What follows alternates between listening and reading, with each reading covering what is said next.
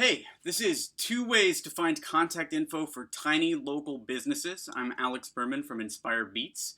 I'm the Chief Marketing Sumo over here, $20 million in leads generated, $2 million in B2B sales, and a digital nomad.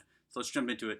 I got this question from a viewer a couple days ago. He said, what's a good cold email template to use when you don't know who the business owner or the decision maker is? My answer to this is find out who the business owner or decision maker is and then use the same templates we always talk about. I used to make cold calls for 8 hours a day to the small businesses as the third hire for a company called Vimbly. I was calling karate places and painters and all of these small shops around New York City. And the best way to find the contact info of the owner is still to cold call and ask.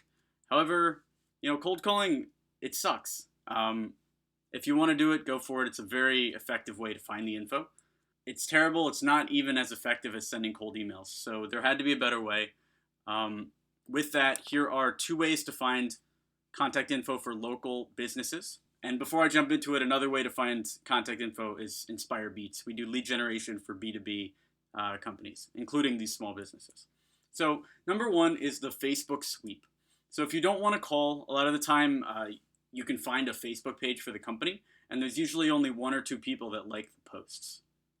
So you search for a local business, click on one at random.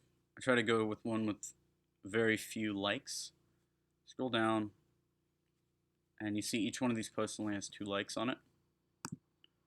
So, Camila Lindano, Karina Alvarez, who likes this one? Helen Owner. So if you click on these people, you'll see Helen Owner, all she does is share iGlobalWeb's posts. Or you can look at the Facebook page's About section for more info. So a lot of the times you just look for a restaurant, scroll down, find one at random, and then on the About page, page info, and there you go, general manager's name right there. If there's no luck on Facebook, you can try number 2, which is Yelp comments. Many times for small businesses, the owner's names will be right in Yelp reviews. So let's go over to one of these pages, and if you look here, Apple Tree deserves 6 stars, truly special place. If you keep reading, I would have kept him there longer if we were still in SF. Jasmine and her staff are great with kids and the parents. So the owner's name is Jasmine for Apple Tree Daycare. If your target's a services-based business, most of these are on LinkedIn, even like 1 or 2 person companies. But you can also, if you have their website, check for testimonials, because a lot of the times they'll call out like, hey, Mark did a great job. And usually Mark's the owner if they're a tiny company. Once you have the name, you can try guessing the email address using the strategy in this video. I'll put a link in the description as well. If you can't guess the email address, send it to the info that's listed on their site. But use the owner's first name as the greeting, and then use that the same email templates we always talk about. To recap, the 2 ways to find contact info for tiny local businesses are the Facebook sweep, looking at their Facebook page, and then 2, checking their Yelp comments.